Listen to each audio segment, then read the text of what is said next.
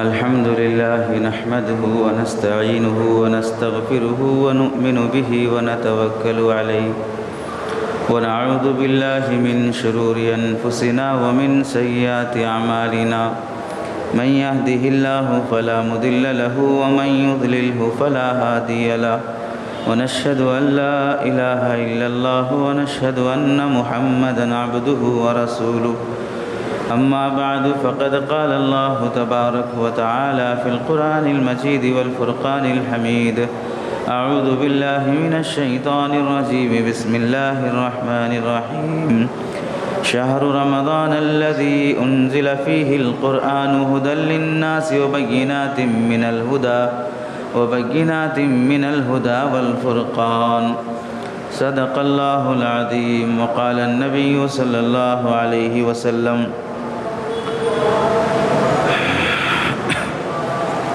عليك بتلاوة القرآن فإنه نور لك في الدنيا وذخر لك في الآخرة أو كما قال النبي صلى الله عليه وسلم اللهم صل على سيدنا محمد وعلى آل سيدنا محمد وبارك وسلم اللهم صل على سيدنا محمد وعلى آل سيدنا محمد وبارك وسلم اللهم صل على سيدنا محمد وعلى آل سيدنا محمد وبارك وسلم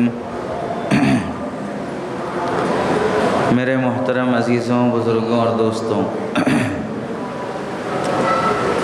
گزشتہ جمعہ رمضان کی تیاری کیسے کی جائے، رمضان سے پہلے رمضان کا استقبال، ذہنی تیاری، دینی تیاری اور دنیاوی تیاری، دینی تیاریوں میں سے کچھ باتیں آئی تھیں۔ تہجد کی نماز کا اہتمام کرنا، عبادت کو قبول کرانے کی کوشش کرنا، زکوٰۃ پہلے ہی ادا کرنے کی کوشش کر لینا، ایسے ہی دوسرے کاموں میں سے ایک دینی تیاری یہ بھی ہے کہ رمضان شروع ہونے سے پہلے ہی آدمی قرآن مجید کا ٹارگٹ بنانا کہ رمضان کا مہینہ تلاوت کا مہینہ ہے، قرآن نازل ہونے کا مہینہ ہے، اس لیے اس مہینے میں قرآن مجید کثرت سے تلاوت کرنے کی آدمی کوشش کرنا، ایک بات تو یہ ہے۔ دوسری بات، رمضان میں روزے اور تراویح جن چیزوں سے برباد ہو جاتے ہیں ان سے بچنا۔ تیسری بات، رمضان میں مسجد کی کمیٹیوں اور مسجد کی ذمہ دار احباب رمضان سے پہلے ہی بہترین رمضان مسجد کے ماحول میں گزرے، اس کے لیے کچھ انتظام کرنا۔ اور چوتھی بات ہے، رمضان کے مہینے کی نسبت سے غیر مسلم بھائیوں کو اسلام اور ایمان سے قریب کرنے کی کوشش کرنا۔ یہ 4-5 باتیں آپ حضرات کے سامنے عرض کی جائیں گی۔ قرآن مجید کی آیت میں اللہ رب العزت ارشاد فرماتے ہیں، شہر رمضان الذی انزل فیہ القرآن ھدی للناس وبینات من الھدی والفرقان۔ رمضان کا مہینہ وہ مہینہ ہے جس میں اللہ نے قرآن نازل کیا ہے، اور قرآن مجید وہ کتاب ہے ھدی للناس، لوگوں کی ہدایت کی کتاب ہے۔ اس میں اللہ نے مسلمانوں کی ہدایت کی کتاب نہیں فرمایا، پورے انسانوں کی ہدایت کی کتاب ہے۔ مانتے ہیں ہدایت ملے گی، نہیں مانتے ہیں تو ہدایت نہیں ملے گی۔ ہدایت کا مطلب ہے رہبری کرنا، منزل تک پہنچانا، جنت کا راستہ دکھانا، جنت میں لے جانے والے کام بتانا، یہ رہتا ہے ہدایت۔ جیسے آدمی نہیں معلوم چار مینار کدھر ہے تو لوکیشن کے ذریعے سے جاتا ہے، تو لوکیشن اس کے لیے ہدایت ہے، وہ رہبری کر رہا ہے منزل تک جانے کی۔ ایسے ہی قرآن رہبری کرے گا جنت تک جانے کی، لیکن کس کے لیے رہبری کرے گا؟ جو آدمی لوکیشن آن کر کے جانا چاہے گا اس کے لیے رہبری ہوگی۔ آپ جانا ہی نہیں چاہ رہے ہیں، رہبری لینا ہی نہیں چاہ رہے ہیں، پوچھنا ہی نہیں چاہ رہے ہیں، تو بلا وجہ کے ایسا تو نہیں ہوتا کہ آٹومیٹک فون ہے آپ گاڑی میں بیٹھ کر دل میں ارادہ کرتے ہی خود بخود اسکرین پہ لوکیشن آ گیا، اور جہاں آپ کا دماغ چل رہا ہے کہ میں کہاں کہاں جاؤں وہ لوکیشن اسکرین پہ دکھا رہا ہے، ایسا تو نہیں ہوگا، آدمی خود آن کرنا پڑے گا۔ ایسے ہی چاہے مسلمان ہو چاہے غیر مسلم ہو، قرآن مجید کو اگر ہدایت کی کتاب مانتے ہو تو پھر اس سے ہدایت ملے گی، نہیں مانتے ہیں تو پھر ہدایت نہیں ملے گی۔ اب دیکھیے مسلمانوں میں سے کتنے لوگ نہیں ہیں جو قرآن کو فالو نہیں کرتے، حالانکہ سمجھتے ہیں کہ قرآن مسلمانوں کی کتاب ہے۔ یعنی ہم میں سے ہر مسلمان سمجھتا ہے کہ قرآن ہماری کتاب ہے۔ بھئی جب تمہاری کتاب ہے تو تمہاری کتاب کو پڑھتے کیوں نہیں ہو؟ جب تمہاری کتاب ہے تو اس کتاب میں کیا لکھا ہے اسے فالو کیوں نہیں کرتے ہو؟ تو مسلمانوں میں سے جو لوگ اسے پڑھتے نہیں، اسے فالو نہیں کرتے، وہ لوگ بھی گنہگار ہیں، گمراہ ہیں، غلط راستے پر ہیں۔ اور جو غیر مسلم ہیں وہ لوگ سمجھتے ہیں کہ بھئی یہ ہماری کتاب نہیں ہے، یہ مسلمانوں کی کتاب ہے، تو ہم کیوں اسے خریدیں، ہم کیوں اسے پڑھیں، اس واسطے وہ لوگ نہیں پڑھتے۔ تو ہدایت کی کتاب تو قرآن مسلمانوں کے لیے بھی ہے، غیر مسلموں کے لیے بھی ہے، لیکن نہیں پڑھتے، نہیں سمجھتے، نہیں فالو کرتے تو لوگ گمراہی میں رہیں گے۔ اللہ نے فرمایا کہ قرآن مجید ھدی للناس وبینات من الھدی والفرقان، اور ہدایت سیدھا راستہ، ضلالت گمراہی غلط راستہ، دونوں میں فرق کرنے والی کتاب یہ قرآن مجید ہے۔ قرآن اللہ کا کلام ہے، اور یہ کلام جہاں پر اترا وہ جگہ بھی برکت والی بن گئی، جس پر اترا وہ نبی بھی سارے نبیوں کا سردار بن گیا، جو لے کے آیا جبرائیل وہ سارے فرشتوں کا سردار بن گیا، جس کی صحبت میں قرآن اترا صدیق اکبر کے ساتھ ہوتے قرآن اترتا، وہ صدیق اکبر سارے صحابہ کے سردار بن گئے، جس صحابیہ کی گود میں نبی کا سر رہتا وہاں قرآن اترا، وہ صحابیہ سارے مسلمانوں کی ماں اور امہات المؤمنین میں افضل حضرت عائشہ رضی اللہ تعالیٰ عنہا ساری ازواج مطہرات میں افضل صحابیہ بن گئی۔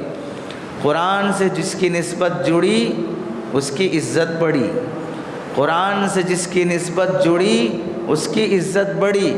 آپ دیکھ لیجئے کاغذ مارکیٹ میں بکتا ہے، ایک کاغذ پہ آپ نے کسی فلم کا ایڈ ڈالا، ایک کاغذ پہ آپ نے صابن اور پیسٹ کا ایڈ ڈالا، اور ایک کاغذ جو اسی کمپنی کا ہے اس میں قرآن مجید پرنٹ کرایا۔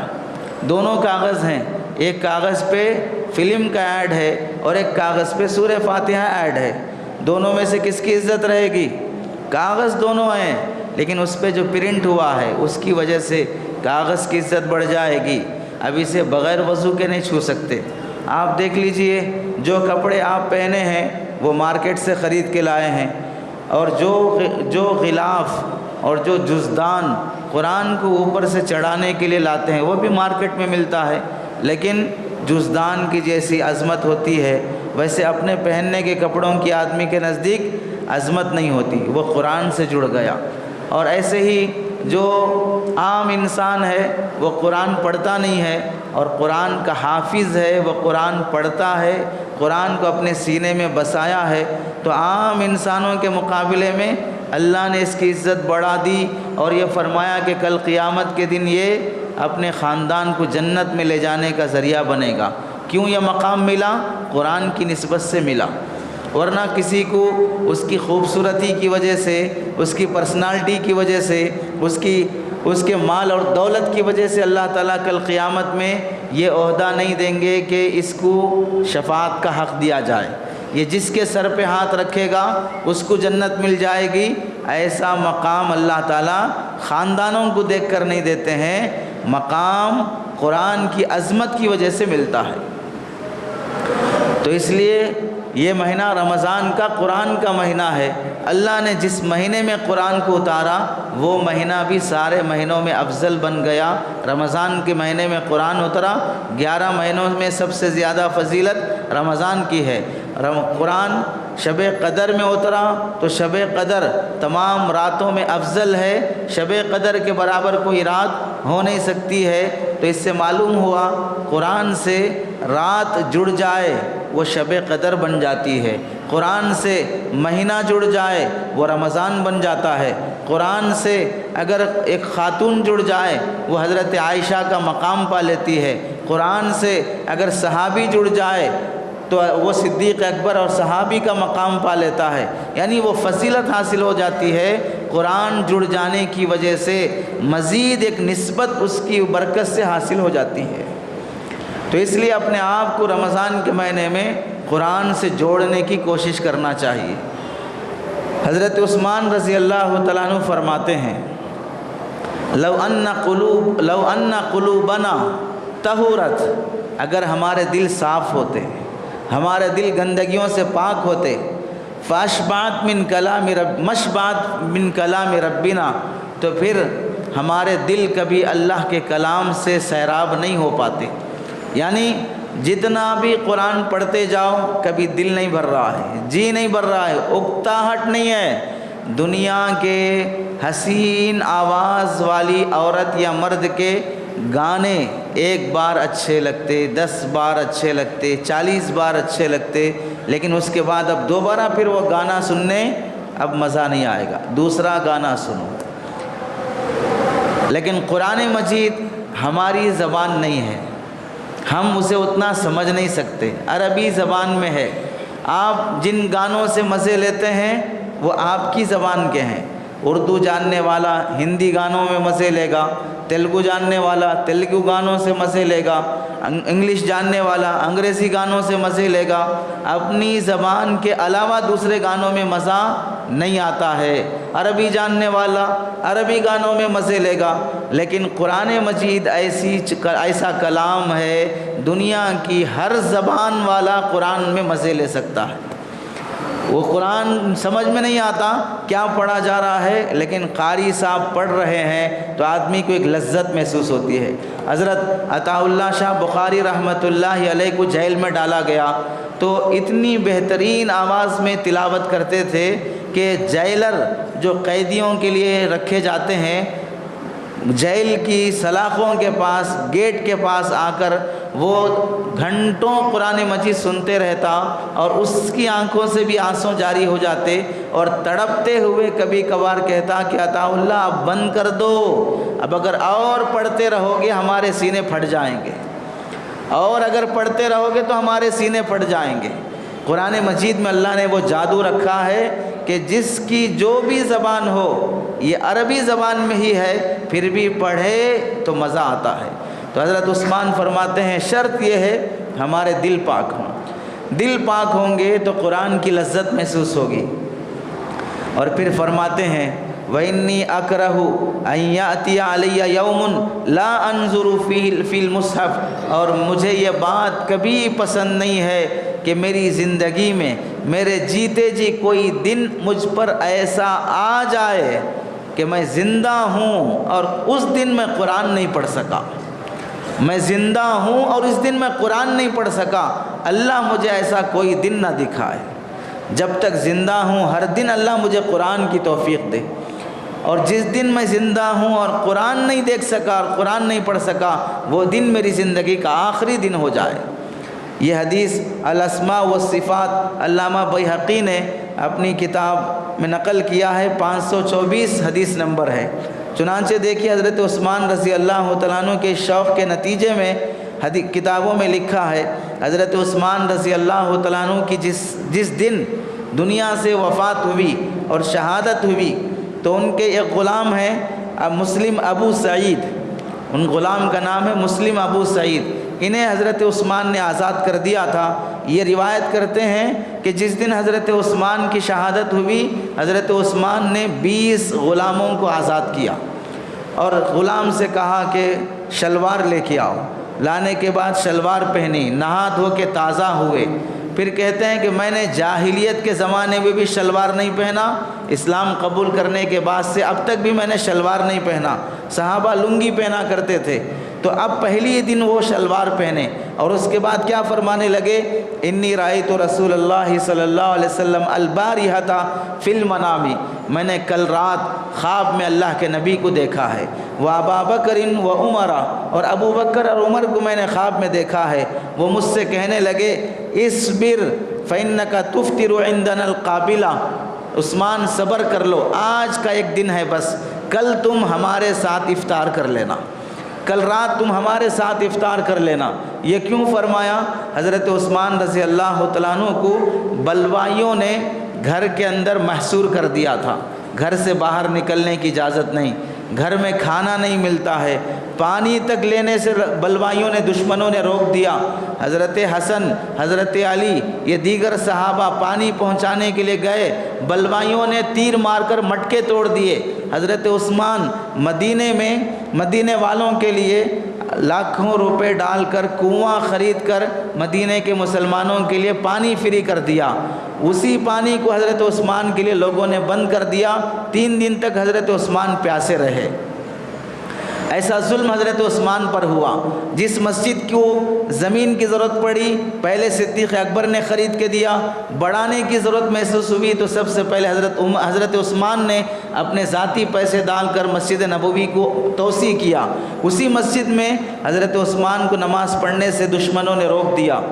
ایسے مظلومانہ حالت میں حضرت عثمان گزر رہے تھے، انہی دنوں میں انہوں نے خواب میں دیکھا کہ اللہ کے نبی اور صحابہ یہ فرما رہے ہیں کہ عثمان آج ایک دن صبر کر لو، کل افطار ہمارے ساتھ کر لینا۔ تو حضرت عثمان فرماتے ہیں یہ جملہ فرما کر ثم دعا المصحف فنشرہ بین یدیہ، قرآن مجید منگایا اور اپنے سامنے اسے کھول کر رکھا، اور پھر اس کے بعد قرآن مجید کی تلاوت کرنا شروع کیے۔ قرآن مجید پڑھتے پڑھتے حسبی اللہ و نعم الوکیل، غالباً اس آیت تک حضرت عثمان پڑھتے ہوئے پہنچے، اسی حالت میں دشمنوں نے آ کر حضرت عثمان کو شہید کر دیا۔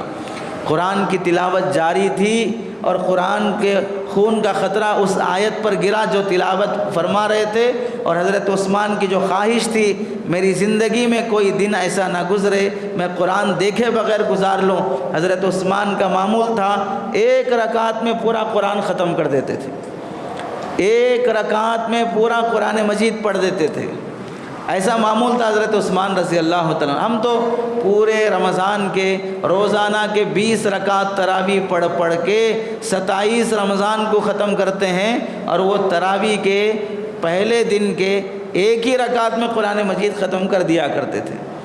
رمضان کے مہینے میں اللہ کے نبی علیہ السلام کا معمول تھا جبرائیل علیہ السلام سے قرآن کا دور کرتے تھے۔ حضرت جبرائیل اللہ کے نبی کو قرآن سناتے اور اللہ کے نبی حضرت جبرائیل کو قرآن سناتے، اور جس سال اللہ کے نبی علیہ السلام کی وفات ہوئی اس سال اللہ کے نبی نے حضرت جبرائیل کو 2 بار قرآن سنایا۔ اس سے معلوم ہوا اللہ کے نبی کی بھی مشغولیت رمضان کے مہینے میں قرآن سے زیادہ رہتی تھی، صحابہ کی مشغولیت رمضان کے مہینے میں قرآن سے زیادہ رہتی تھی، قرآن سے لگاؤ زیادہ رہتا تھا۔ چنانچہ دیکھیے علامہ ڈاکٹر عبدالحی عارفی رحمۃ اللہ علیہ فرماتے ہیں رمضان میں قرآن سے لگاؤ اور مناسبت اور مشغولیت کے 2 طریقے ہیں۔ ایک طریقہ یہ ہے تراویح میں قرآن سن لو، اس سے بھی قرآن پڑھنا اور سننا ہو جاتا ہے۔ دوسرا طریقہ یہ ہے عام حالتوں میں قرآن مجید الگ سے بیٹھ کر پڑھ لو۔ تراویح میں قرآن پڑھنا ہے، حافظ قرآن پڑھتا ہے تراویح میں، لوگ پیچھے کھڑے ہو کر سنتے ہیں، تو پیچھے جو سنتے ہیں قرآن کا کمال یہ ہے پڑھنے والے کو جتنا ثواب ملے گا سننے والے کو بھی اتنا ہی ثواب ملے گا۔ پڑھنے والا بیچارہ حافظ صاحب دن بھر بیٹھ کے 4 گھنٹے یاد کرتا ہے، روزہ اس کے لیے بھی ہے، بھوکا وہ بھی رہتا ہے، پیاس اسے بھی لگتی ہے، لیکن 5 6 گھنٹے قرآن یاد کرنے میں لگاتا ہے، اور نماز میں کھڑے ہو کر پورے دھیان کے ساتھ زیر زبر کے فرق کے بغیر قرآن کی تلاوت کرتا ہے، اور پیچھے کھڑا ہوا مصلی کوئی ٹینشن نہیں، کوئی غلطی اور فلاں صفحہ فلاں رکوع فلاں آیت کچھ بھی مسئلہ نہیں ہے، لیکن قرآن غور سے سن رہا ہے۔ اللہ کا انعام دیکھیے، پڑھنے والے کو بھی اتنا ہی ثواب ہے، سننے والے کو بھی اتنا ہی ثواب ہے۔ اب کوشش کرنا چاہیے کہ جو لوگ قرآن تراویح میں سنتے ہیں ڈھنگ سے سنیں۔ کیسے؟ ایسی جگہ تراویح سنیں جہاں حافظ صاحب اچھا قرآن پڑھتے ہوں، ٹہر ٹہر کر پڑھتے ہوں، سکون سے پڑھتے ہوں، راجدھانی کی طرح ایکسپریس فاسٹ بھاگتے نہ ہوں، اور ایسا نہ پڑھتے ہوں نہ انہیں سمجھ میں آ رہا کہ کون سا پارہ پڑھ رہے ہیں، نہ ان کو معلوم ہو رہا کون سا سورہ پڑھ رہے ہیں، نہ ہم کو معلوم ہو رہا پیچھے قرآن پڑھ رہے ہیں یا نہیں تو ماضی مضارع کی گردانیں کر رہے ہیں، یعنی کون سی بھاشا چل رہی ہے وہ بھی نہیں معلوم ہو رہا ہے۔ ایسے دباؤ نہ ڈالیں اپنے حافظوں پر، آپ لوگوں کی وجہ سے ہوتا ہے، ورنہ بہت سے حفاظ سکون آرام سے قرآن پڑھنا چاہتے ہیں، پیچھے پبلک کیا کہتی ہے، اے سوا پارہ پڑھنے کے لیے 1.5 گھنٹہ ہو رہا ہے، سوا گھنٹہ ہو رہا ہے، جلدی جلدی پڑھ کے ختم کرو۔ وہ سامنے کی مسجد والے دیکھو پون گھنٹے میں ختم کر دیتے، آدھے گھنٹے میں ختم کر دیتے، ایسا بول کر مسجد کے حافظ صاحب پر دباؤ ڈالتے ہیں۔ اللہ کے بندوں ذرا غور کرو، 20 رکعت تراویح میں 40 سجدے ہوتے ہیں، 20 رکوع ہوتے ہیں، 20 اتحیات ہوتے ہیں، پھر رکوع سجدے کے تسبیحات ہوتے ہیں، 20 قیام ہوتے ہیں، یہ سارے ایک عمل 20 کا ہے اور ایک عمل 40 کا ہے۔ اتنے پورے اعمال ہونا، 1 گھنٹے میں 40 سجدے ہونا، 20 رکوع ہونا، 20 قیام ہونا اور 20 رکوع اور سجدوں کی تسبیحات ہونا، 20 اتحیات ہونا، 20 اتحیات میں درود شریف ہونا اور دعائے معصورہ ہونا، اور اس کے بعد پھر قرآن شریف کا 1 صفحہ سوا صفحہ بھی ہونا، کتنے میں؟ 1 گھنٹے میں۔ تو یہ تراویح آپ لوگوں کی عام تراویح نہیں ہوئی، پھر تو یہ کرامت والی تراویح ہوئی، عبد القادر جیلانی کی تراویح ہوئی، جنید بغدادی کی تراویح، 1 گھنٹے میں ماشاءاللہ اللہ نے اتنی برکت دی ہے کہ 10 کام 1 گھنٹے میں نمٹ گئے۔ اچھا قرآن پڑھنے والے حافظ صاحب کے پیچھے 1 گھنٹہ زیادہ کھڑے ہو جائے مسئلہ نہیں ہے، آدھا گھنٹہ بڑھ جائے مسئلہ نہیں ہے، 3 گھنٹے کھڑے رہتے ہیں فلم دیکھنے کے لیے لوگ، آدھا گھنٹہ کھڑے ہوتے ہوٹلوں پہ حلیم خریدنے کے لیے، پورا 4 مینار گھوم کر شاپنگ کرنے کے لیے آدھا دن 1 دن چلا جاتا ہے۔ کون تمہارا سسرا داماد بیٹھا وہاں پر آنے والے گاہکوں کو بیٹھیے، چائے پیجئے، میٹھا لیجئے، شربت کھائیے، بریانی لیجئے، ایسا بول کر اکرام کے ساتھ کپڑے بیچنے والے ملتے ہیں تمہیں 4 مینار پر، بیٹھنے جگہ بھی نہیں رہتی اور بیٹھنے کو بولتے بھی نہیں ہیں، لیکن پھر بھی وہاں پر آدمی 6 گھنٹے شاپنگ کرنے کے لیے کھڑے ہوتا ہے، 1 سوا گھنٹہ قرآن صحیح پڑھنے کے لیے اور صحیح سننے کے لیے کھڑا ہونا نہیں چاہتا ہے۔ تو رمضان میں قرآن پڑھنے کا ایک طریقہ یہ بھی ہے کہ تراویح میں قرآن سنیں، اور دوسرا طریقہ یہ ہے کہ عام حالات میں آدمی قرآن لے کر، قرآن مجید لے کر، موبائل میں نہیں، یہ جو ہارڈ کاپی قرآن رکھا ہوا ہے وہ لے کر قرآن اس میں پڑھو۔ اگر موبائل میں قرآن پڑھنے کی عادت شروع ہو گئی تو پھر کل کے دن کیا ہوگا؟ لوگ اب تو مسجدوں میں قرآن لا کے رکھ رہے، کیا واسطے؟ لوگ قرآن میں دیکھ کے قرآن اٹھا کے پڑھن دو بول کے، تو پھر کل کے دن لوگ مسجدوں میں موبائل لا کے وقف کرنا پڑتا، لوگ موبائل میں دیکھ کے قرآن پڑھتے رہتے۔ اس واسطے یہ مسجد کو 40 موبائل یہاں رکھ دو، 30 موبائل وہاں پر رکھ دو، تو پھر ہر دن موبائل مسجد میں آتے رہنا پڑے گا، کیونکہ مصلی صاحب قرآن پڑھتے پڑھتے قرآن لے کے گھر کو چلے گئے، قرآن پڑھتے پڑھتے قرآن لے کے چلے گئے۔ کوئی نورانیت نہیں ہوتی ہے موبائل میں دیکھ کر قرآن پڑھنے سے، اس کاغذ کے قرآن میں دیکھ کر پڑھنے سے جو نورانیت آتی ہے وہ نورانیت موبائل میں دیکھ کے پڑھنے سے نہیں آتی ہے۔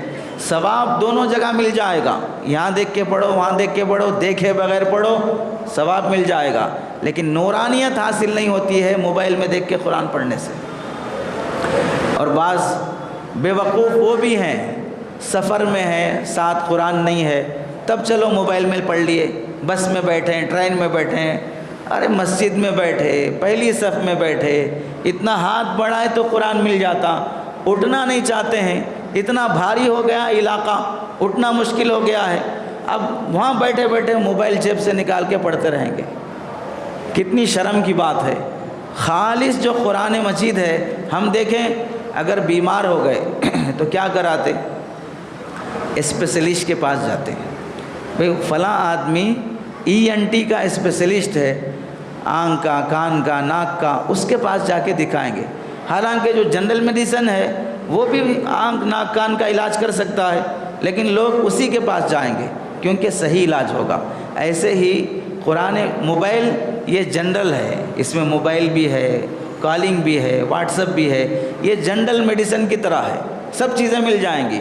لیکن وہ قرآن جو ہارڈ کاپی میں ہے وہ اسپیشلسٹ ہے، صرف اور صرف قرآن ہی ہے وہ، اس سے جو نورانیت ملتی ہے، اس سے جو کمال آتا ہے، وہ جنرل میڈیسن پہ آدمی اتنا بھروسہ نہیں کرتا جتنا اسپیشلسٹ پہ آدمی بھروسہ کرتا ہے۔ اس لیے نورانیت حاصل کرنا ہے تو وہ ہارڈ کاپی لے کے قرآن مجید پڑھو۔ دیکھیے قرآن مجید پڑھنے کا معمول صحابہ کے درمیان میں کیسا رہا کرتا تھا۔ صرف رمضان کے مہینے میں، رمضان کے مہینے کا معمول سنا رہے ہیں آپ حضرات کو۔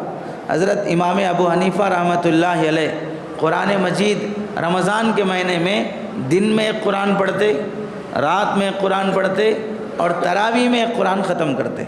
اس طرح پورے رمضان میں 61 قرآن مجید ختم کرتے، 61 قرآن مجید رمضان میں ختم کرتے۔ امام ابو حنیفہ کون ہیں؟ مسئلے مسائل بتانے کے ماہر امام ہیں، فقیہ ہیں۔ اتنا بڑا فقیہ رمضان کے مہینے میں فقاہت چھوڑ دیا، مسائل چھوڑ دیا۔ اب زیادہ حلال حرام جائز ناجائز یہ مسئلے رمضان کے بعد دیکھیں گے، اب پورا مہینہ صرف قرآن کی تلاوت پر لگائیں گے۔ فقہا اپنے مسائل اور فقہ کی مشغولیت چھوڑ دیتے ہیں قرآن کی تلاوت کی خاطر۔ ان کے بارے میں لکھا ہے حافظ علیہ انہ ختم القرآن فی المواضع الذی توفی فیہ 7000۔ حضرت امام ابو حنیفہ رحمۃ اللہ علیہ جہاں بیٹھ کر کتابیں اور مسئلے مسائل لکھا کرتے تھے، وہاں پر امام ابو حنیفہ نے 7000 قرآن مجید ختم کیے۔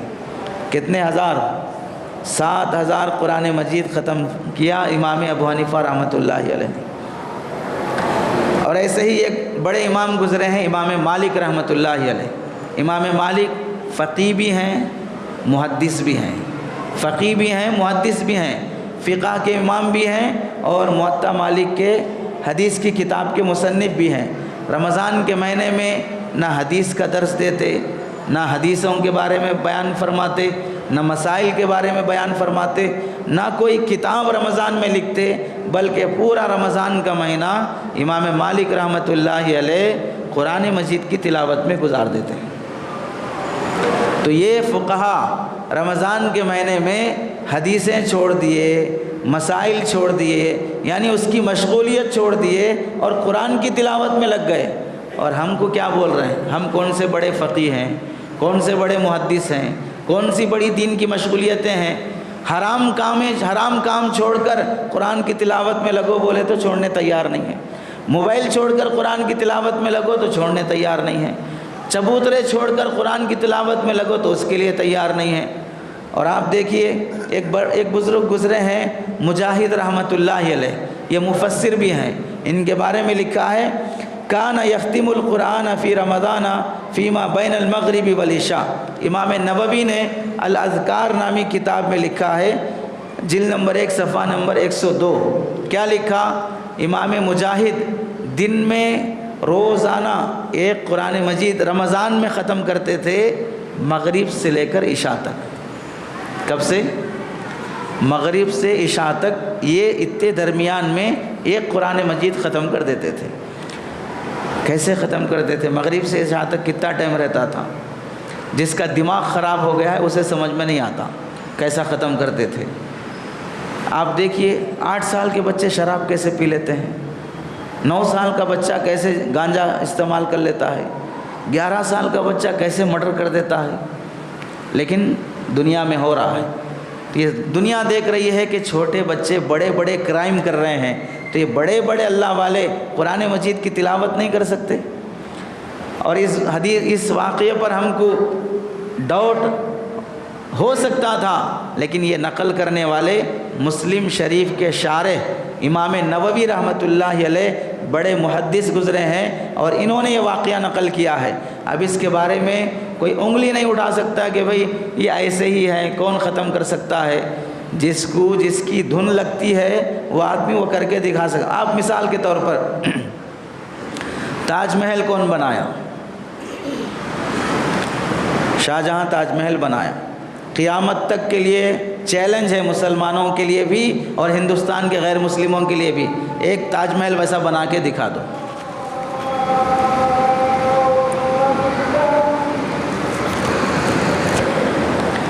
ایک تاج محل ویسا بنا کے دکھا دو.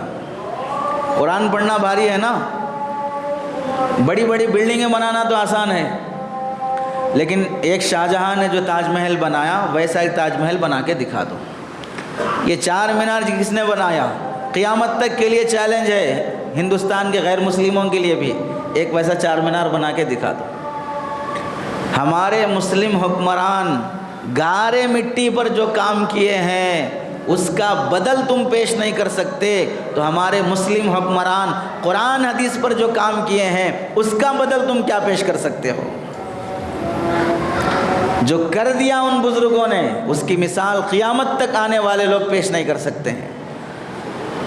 کتابوں میں لکھا ہے، ایک بزرگ گزرے ہیں تابعی علی ازدی رحمۃ اللہ علیہ، ان کے بارے میں لکھا یختم القرآن فی رمضان کل لیلۃ، ہر رمضان میں ہر رات میں قرآن ختم کیا کرتے تھے. روزانہ ایک رات میں قرآن ختم ہو جاتا تھا.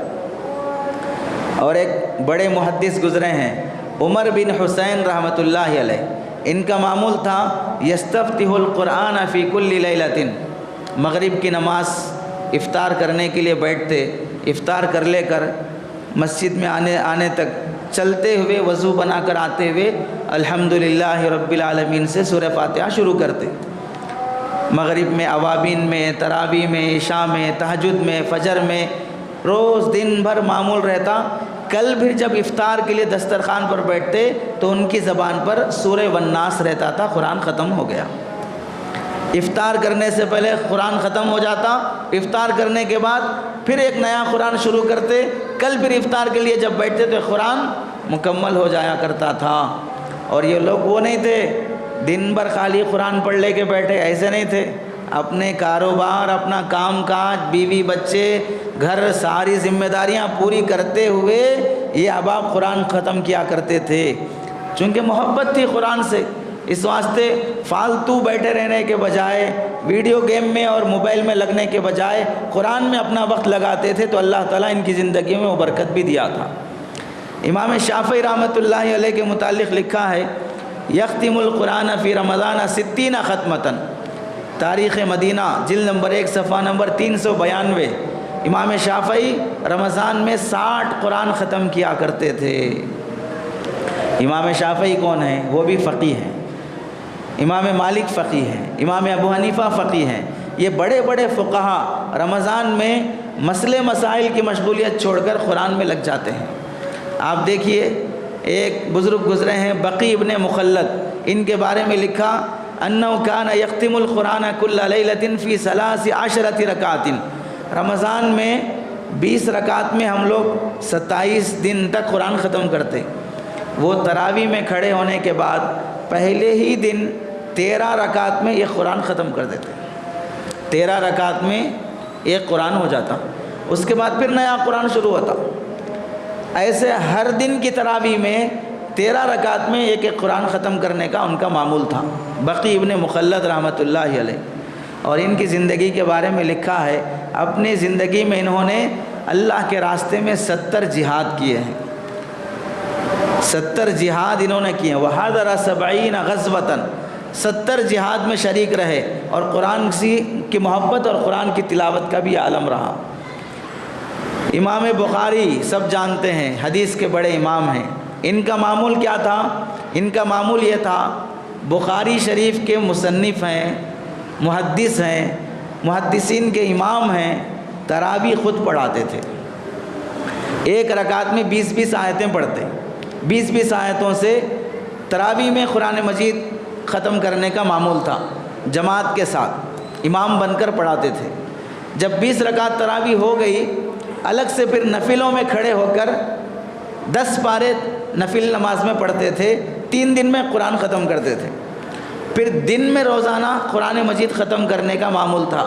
اس طرح امام بخاری رحمۃ اللہ علیہ پورے رمضان میں 41 ٹائمز 41 مرتبہ قرآن مجید ختم کرتے تھے۔ امام بخاری رحمۃ اللہ علیہ 41 مرتبہ قرآن مجید مکمل فرمایا کرتے تھے۔ اور ایسے ہی دیکھیے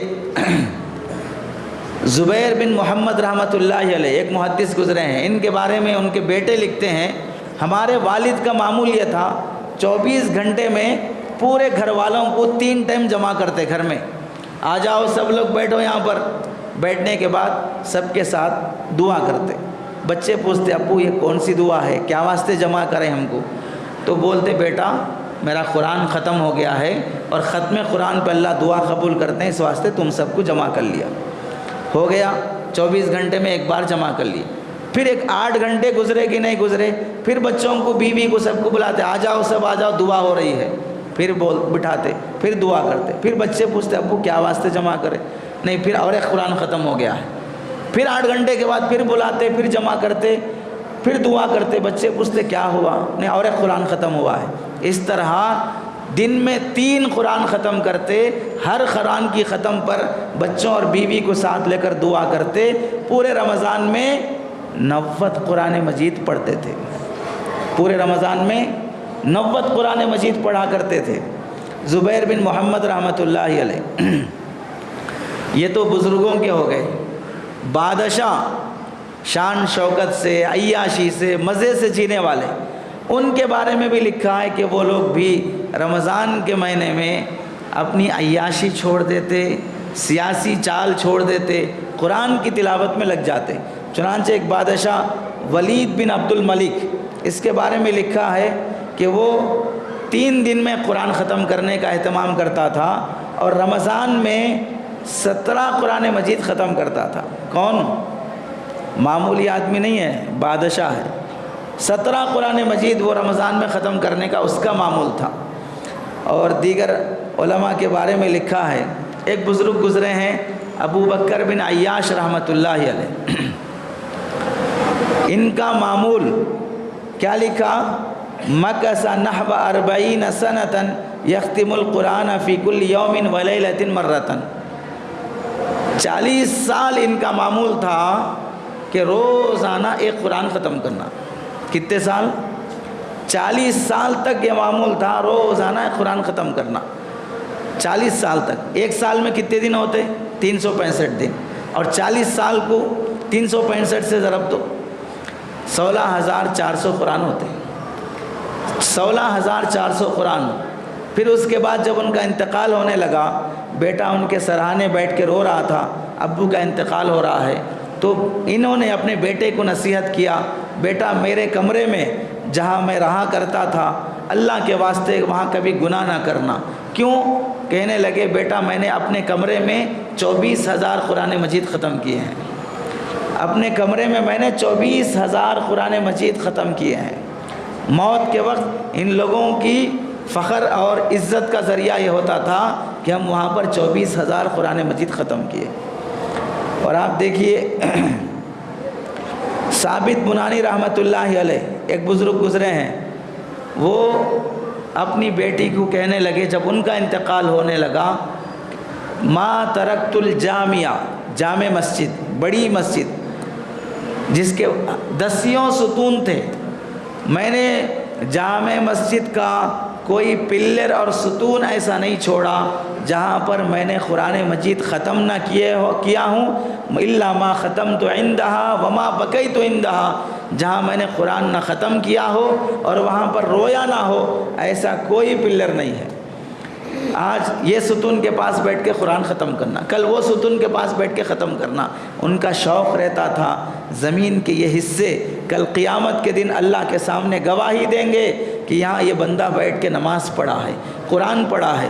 اس واسطے وہ ہر زمین کے ٹکڑے کو گواہ بنانا چاہتے تھے ختم قرآن پر۔ اور ہمارا حال یہ ہے کہ اگر قرآن خوانی کو بھی بلائے پڑھنے کے واسطے تو CCTV کیمرے لگانا پڑتا، 1 پارہ 2 پارہ پڑھنے کے واسطے دیے سو وہ بھی ڈھنگ سے پڑھتے کہ نہیں پڑھتے کہ اور آپ پلٹا لے کے اٹھا لے کے میسیجز کر لے کے ہنسی مذاق کر لے کے اور ویسے ہی اٹھ کے کہاں چلے جاتے کہ اس پہ بھی ہمارے کو اعتماد نہیں آتا، اور اللہ کے وہ بندے تھے زمین کے ٹکڑوں کو گواہی بناتے تھے، ان کے لیے کسی کیمرے کی ضرورت نہیں پڑتی تھی۔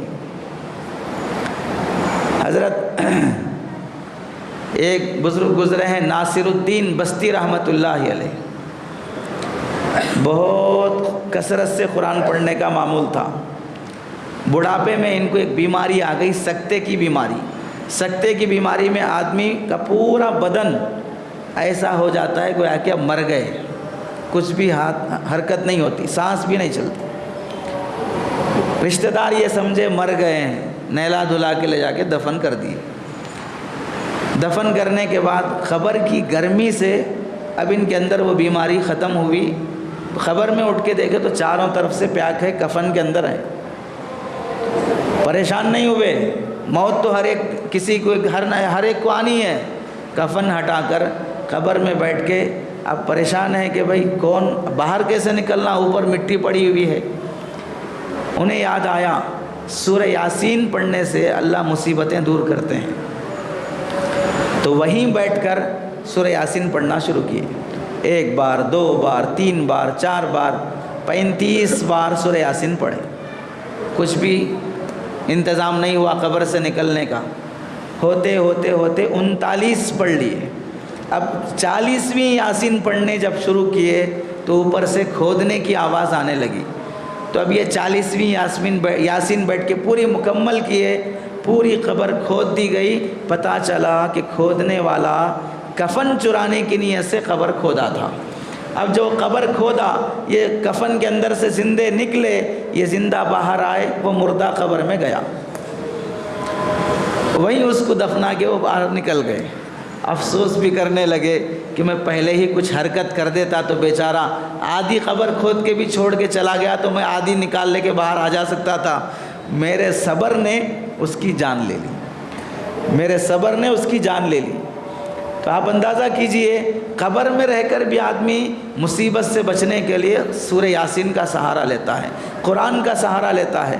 اور ہم کسی مصیبت میں مبتلا ہو گئے تو فوراً ایمرجنسی نمبر پہ کال کیجئے، 100 نمبر کو ڈائل کیجئے، فلاں نمبر کو ڈائل کیجئے۔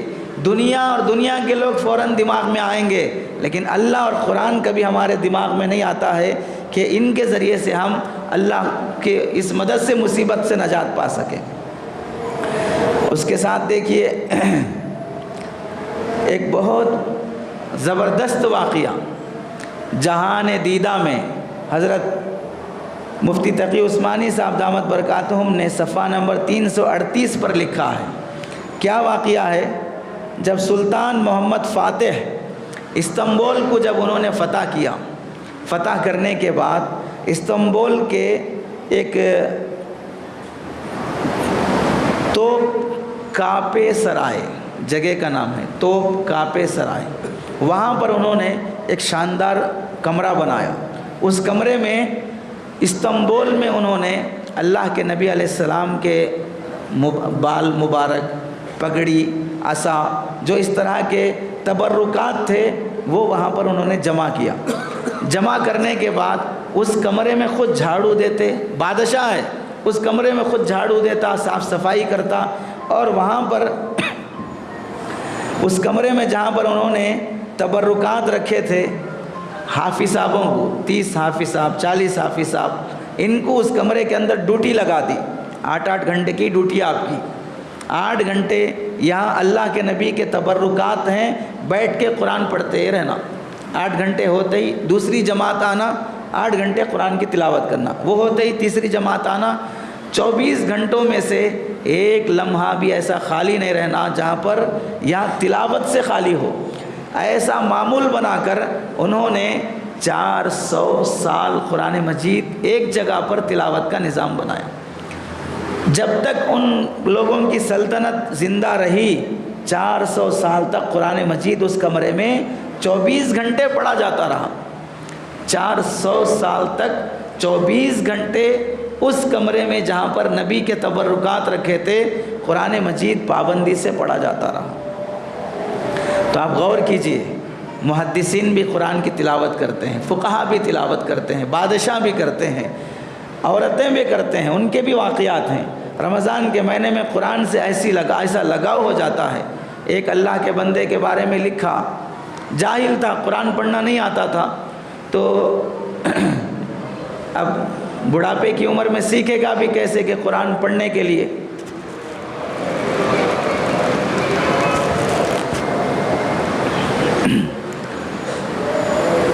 تو اسے قرآن پڑھنا نہیں آتا تھا، تو اس نے کیا کیا، قرآن مجید کھول کر آیت پر انگلی رکھتا اور آیت پہ ایسے انگلی پھیرتے ہوئے صرف زبان سے بولتا، یہ میرے اللہ کا کلام ہے، اللہ نے اس میں جو کہا وہ سچ ہے، یہ میرے اللہ کا کلام ہے، جو کہا وہ سچ ہے، یہ میرے اللہ کا کلام ہے، جو کہا وہ سچ ہے۔ ایک ایک لائن پہ انگلی پھراتا، یہ بولتے جاتا، ایک ایک لائن پہ انگلی پھراتا، بولتے جاتا، ایسے ہی پورا قرآن پڑھتا، شروع سے لے کے آخر تک یہی معمول۔ انتقال ہونے کے بعد کسی نے خواب میں دیکھا کہ اللہ تعالیٰ اسے قبر میں قرآن پڑھنے کی توفیق دیے ہے۔ بعد میں پتہ چلا کہ بھئی قبر میں قرآن پڑھنے کی توفیق کیسے ملی، گھر والوں سے پتہ چلا یہاں زندگی میں پڑھنا نہیں آتا تھا، تو اس طرح وہ محبت کا اظہار کرتے تھے قرآن سے، اللہ نے اس کی برکت سے قبر کے عذاب سے بھی بچا لیا، بلکہ الٹا قبر میں قرآن کی توفیق بخش دی۔ ہم لوگ کیا چاہتے ہیں؟ ہم لوگ یہ چاہتے ہیں کہ جب موت آئے تو قرآن پڑھتے ہوئے آئے، ہم چاہتے ہیں کہ موت آئے تو نماز اور سجدے کی حالت میں آئے۔ زندگی میں نماز نہیں پڑھیں گے، موت سجدے میں چاہیں گے، زندگی میں قرآن نہیں پڑھیں گے، مرتے وقت موت چاہیں گے، زندگی میں موت کے وقت قرآن پڑھتے ہوئے مرنا چاہیں گے۔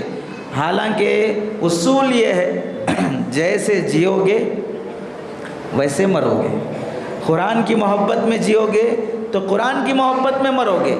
زندگی میں پڑھنا نہیں چاہتے تو کیا ہوتا ہے، مرنے کے بعد جنازے کے پاس چند عورتیں آ کے پڑھتی اور پھر قرآن خوانی کرنے والوں کو لا کر چہلم میں 11ویں میں فلاں میں 1-2 مرتبہ قرآن خوانی پڑھ دیتے، اور وہ پڑھنے والے بھی کیسا ڈھنگ سے پڑھتے وہ اللہ ہی بہتر جانے۔ بس اس کے بعد اب ختم، نہ تم پڑھ کے مرے، تمہاری اولاد کو پڑھنے کے قابل بنایا، نہ اپنے لیے کوئی ذخیرہ آخرت بنایا۔ تو پھر بتائیے مسلمانوں نے قرآن مجید کے ساتھ جتنا ظلم کیا ہے، صبح ہوئی واٹس ایپ کھولنے تیار، فیس بک دیکھنے تیار، پیپر اٹھا کے اخبار پڑھنے کے لیے تیار، لیکن قرآن اٹھا کر پڑھوں، کتنے بد نصیب ہیں۔ 1 سال پورا گزر گیا، رمضان پھر آ گیا، لیکن اس رمضان سے اس رمضان تک ایک پارہ بھی پڑھنا نصیب نہیں ہوا، ایک پارہ بھی پڑھنا نصیب نہیں ہوا۔ کتنا بڑا ظلم ہے، اللہ کا کلام جسے اللہ نے ہماری ہدایت کے لیے اتارا ہے، اسے ہم نے میت کے لیے رکھا ہے، مردوں کی خاطر رکھا ہے۔ مریں گے تو قبر پہ پڑھیں گے، مریں گے تو جنازے کے پاس پڑھیں گے، لیکن زندگی میں ہم اس قرآن کو پڑھنے کے لیے نہیں رکھا ہے۔ تو رمضان میں قرآن پڑھنے کا نظام بنائیں، ایک پہلی بات یہ ہے۔ دوسری بات، رمضان میں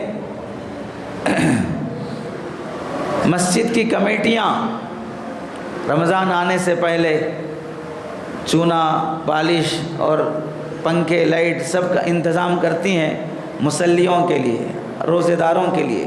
کرنا بھی چاہیے، عام دنوں کے مقابلے میں پبلک زیادہ بڑھ جاتی ہے، رمضانی مسلمان بھی جمع ہو جاتے ہیں، 11 مہینے نہیں آنے والے بھی اس مہینے میں آ جاتے ہیں، لیکن چلو غنیمت ہے، آتے تو ہیں، وہ بھی نہیں آئے تو پھر کیا کر سکتے۔ خدمت تو کرنا چاہیے، لیکن اس کے ساتھ ساتھ ایک بات یہ بھی ہے، آنے والے نمازی یہ فین کے نیچے ایک، وہ فین کے نیچے ایک، یہ فین کے نیچے ایک، مؤذن صاحب پنکھے بند کر کے جانا چاہ رہے ہیں، انہیں ڈانٹ رہے ہیں، ہم سو رہے نا، روزے دار سو رہا ہے، فین بند کر کے جاتے۔ ارے اللہ کے بندے، مسجد کا خرچہ کتنا آئے گا، ایک فین کے نیچے 4 لوگ سو جاؤ۔ باپ کی جاگیر سمجھ کر ہر پنکھے کے نیچے الگ الگ سونے کا نظام بنا لیے ہیں، کوئی بول بھی نہیں سکتا ہے، ایسا نہیں ہونا چاہیے۔ دوسرا، بعض مرتبہ قرآن پڑھ رہے ہیں، نماز پڑھ رہے ہیں، لیکن فرض نماز ہوتے ہی مؤذن صاحب کو آرڈر ہے 5 منٹ کے بعد پورے لائٹ فین سب بند کر کے چلے جاتے۔ ارے بھئی مسجد ہے، رمضان کا مہینہ ہے، تلاوت کر رہے ہیں، نماز پڑھ رہے ہیں، کچھ بھی نہیں تو کم از کم بیٹھے تو ہیں۔ نہ یہ ہونا چاہیے کہ 5-10 منٹ کے بعد سب بند کر دیے، نہ یہ ہونا چاہیے کہ پورے کھلے رکھ کر اپنی مرضی سے فضول اپنے کرنٹ اور فین کو برباد کر رہے ہیں۔ دونوں باتیں غلط ہیں۔ دوسری بات، مسجد کی کمیٹیاں پورے 11 مہینے کا حساب رمضان میں ہی کرتے، کتنا کلیکشن ہوا، کتنا خرچہ ہوا، کتنا بچا، یہ سب شب قدر کے موقع سے پورا حساب کر کے پبلک کو دکھانا یا اس کا حساب کرنا۔ اللہ کے واسطے رمضان کے مہینے میں حسابات مت کیجیے، رمضان کے بعد کر لو۔ یہ حسابات کے چکر میں آپس میں جھگڑے شروع ہو جاتے ہیں، آپس میں نفرتیں شروع ہو جاتے ہیں۔ جس کے پاس پیسے رکھے انہیں حساب دینے تیار نہیں ہے۔ ہر مسجد کی ایسی بات نہیں ہے، لیکن بعض مسجدوں میں ہے۔ اس کی وجہ سے میں اس مسجد کی بات نہیں کر رہا ہوں، میری اس مسجد میں جو بھی ہو رہا ہے بہترین طریقے سے ہو رہا ہے، دوسری مسجدوں سے بہت بہتر کام یہاں پر ہو رہا ہے۔ موقع آنے پر بتائیں گے کیا بہتر کام دوسری مسجدوں میں کے مقابلے میں یہاں پر ہو رہا ہے۔ لیکن اکثر مساجد میں حسابات کے جھگڑے رمضان کے مہینے میں ہوتے ہیں، اس سے بچنا چاہیے۔ تیسرا کام، رمضان میں مصلی بڑھ جاتے، آنے والے بعض اچھے قسم کے بھی رہتے، بعض ہولے قسم کے بھی رہتے۔ امام صاحب ایسا کئی کو نماز پڑھا رہے، مؤذن صاحب ایسا کئی کو اذان دے رہے، صدر صاحب کئی کو ایسی بات کر رہے، خطیب صاحب کئی کو فلاں ٹاپک پہ بول رہے۔ یہ انگلیاں کرنے کی عادت مت رکھیے۔ 11 مہینے نہیں دکھے، رمضان کے مہینے میں آئے، عزت سے آ کے نماز پڑھ لے کے جاؤ۔ اگر اس طرح انگلیاں کریں گے، مؤذن کی بد دعا لگے گی، امام کی بد دعا لگے گی، ایسی جگہ سوراخ پڑے گا، نہ دیکھ سکتے نہ دکھا سکتے، ایسی جگہ سے اللہ کی طرف سے مار پڑے گی، کچھ بول بھی نہیں سکتے کیا ہو رہا ہے میرے ساتھ۔ رمضان کا مہینہ دوسروں کے عیب دیکھنے کے لیے ہے، رمضان کا مہینہ فساد مچانے کے لیے ہے۔ اس واسطے رمضان کے مہینے کو جو نئے نمازی آتے ہیں وہ مسجد کو فساد کا اڈا نہ بنائیں، جھگڑے کا اڈا نہ بنائیں۔ ایسے ہی رمضان کے مہینے میں مسجد کی کمیٹیوں کی یہ ذمہ داری ہوتی ہے، اعتکاف کرنے والوں کی ترتیب بنائیں۔ عام طور سے مسجدوں میں جس کو من میں آیا، جو اعتکاف بیٹھنا چاہا، سب لوگ آگے بڑھ جاتے۔ اعتکاف کیسا بیٹھنا، کیسا گزارنا کچھ بھی نہیں معلوم، کیا کرنا اعتکاف میں بیٹھ کے وہ بھی نہیں معلوم، کیا ٹائم ٹیبل ہے، کیا شیڈول ہے، کب نفلیں پڑھنا، کب قرآن پڑھنا وہ بھی نہیں معلوم۔ بیٹھ کے کیا کرتے، پورے سال دکھا نہیں، نماز میں بھی نہیں دکھا، جمعہ میں بھی نہیں دکھا، کہاں تھا نہیں معلوم۔ اعتکاف یہ مسجد میں آ کے بیٹھنا، تیرے محلے کی مسجد میں بیٹھ نہیں، یہ مسجد میں آ کے بیٹھنا۔ اب بیٹھ کے ایک قرآن بھی ختم نہیں کرتا، اوابین کی نماز بھی نہیں پڑھتا، صلاۃ التسبیح بھی نہیں پڑھتا، توبہ بھی کی نماز بھی نہیں پڑھتا۔ فرض سنت پڑھ لیا تو غنیمت ہے، نماز ہو کے سلام پھیرتے کہ نہیں کہ ٹیک لے کے سب کا جائزہ لیتے رہتا ہے۔ امام کے بارے میں کچھ بولنا، مؤذن کے بارے میں کچھ بولنا، کمیٹی کے بارے میں کچھ بولنا، اتنی غیبت ہوتی ہے۔ جو بے وقوف اور ہولے قسم کے لوگ آ کر اعتکاف بیٹھتے ہیں، اس کا اعتکاف میں بیٹھنے سے نہیں بیٹھنا زیادہ بہتر تھا۔ مسجد میں بیٹھ کر وہ برباد ہو جاتا ہے، اتنی غیبت کرتے رہتا ہے، کوئی گھنٹہ نہیں گزرتا سو رہا ہے تو بس ختم، اس کے علاوہ جاگ رہا ہے تو غیبت پہ غیبت کرتے ہی رہتا ہے۔ کمیٹیوں کی ذمہ داری رہتی ہے پاگلوں کو اعتکاف میں نہیں بٹھانا، عبادت کرنے والوں کو بٹھانا، فساد مچانے والوں کو نہیں بٹھانا۔ اور لوگوں سن لو، اپنے محلے کی مسجد میں اعتکاف بیٹھو، دوسرے محلے میں آ کر مسجدوں میں فساد مچانے والی حرکتیں نہ کرو، اس سے نفرتیں پھیلتی ہیں۔ رمضان کے مہینے میں مسجدوں کی کمیٹیوں کی آخری ذمہ داری یہ ہے، ائمہ اور مؤذنین کی تنخواہوں کا معیار بلند کرنا، ائمہ اور مؤذنین کی تنخواہوں کا معیار بلند کرنا۔ ہر رمضان کے موقع کی نسبت سے ان کے ماہانہ خدمت، سالانہ بونس اور ان کے اضافہ، یہ سارا انتظام رمضان کے مہینے میں کرنے کا نظام بنانا۔ اور عام طریقے سے مسجدوں میں کیا ہوتا، امام صاحب، مؤذن صاحب کی جو بھی تنخواہ رہتی ہے یا بونس رہتا ہے شب قدر میں دیتے ہیں۔ کب دیتے ہیں؟ شب قدر میں دیتے ہیں۔ اور ہم کیا بولتے ہیں؟ رمضان آنے سے پہلے رمضان کی تیاری کر لو، کپڑے لا لو، سودا لا لو، بچوں کے لیے انتظامات کر لو۔ اب امام صاحب، مؤذن صاحب کو تنخواہ مل رہی کب؟ شب قدر۔ آپ تیاری کریں گے ہو؟ شب قدر میں جا کے شاپنگ کریں گے ہو؟ تو اللہ کے بندوں، جو کمیٹی والے ہیں، اس مسجد کے کمیٹی والوں نے نظام بنایا ہے کہ رمضان شروع ہونے سے پہلے دے دیا جائے گا، تاکہ یہ مصیبت جو دوسری مسجدوں میں ہو رہی ہے وہاں اس مسجد میں وہ مصیبت نہ ہو، پہلے ہی ان کے لیے ہدیہ تحفہ پیش کر دیا جائے۔ تو رمضان کے مہینے میں کمیٹی والے اپنے اپنے مساجد کے ائمہ اور مؤذنین کی خدمت رمضان کے شروع میں ہی کر دینا۔ اور آپ لوگ بھی جو اپنے ائمہ اور مؤذنین کو ہدیہ تحفہ دینا چاہتے ہیں، 10 رمضان گزر گئے، 15 رمضان گزر گئے، شب قدر میں مسافہ کر رہے ہیں، مسافے میں 100-500 کی نوٹ پکڑا رہے ہیں، عید کے دن مسافہ کر رہے ہیں، وہ مسافے میں 100-500 کی نوٹ پکڑا رہے ہیں۔ کیا کر رہے ہو؟ اگر تمہیں محبت ہے، لڑکی کو لڑکے سے محبت ہے، گلاب کا پھول کیسے پیش کرتا ہے؟ لڑکی اسٹائل سے کھڑی رہتی ہے اور یہ گھٹنوں کے بل بیٹھ کے ایسے پیش کرتا ہے۔ کیا سین رہتی گلاب کا پھول پیش کرنے کی؟ اسی پہ فدا ہو جاتی ہے۔ وہ ہدیہ محبت کا ذریعہ ہے۔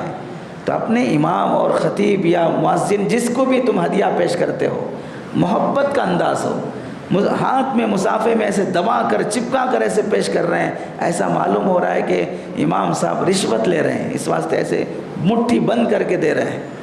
ارے وہ رشوت نہیں ہے، وہ ہدیہ ہے۔ لفافے میں رکھ کر محبت کے ساتھ پیش کرو۔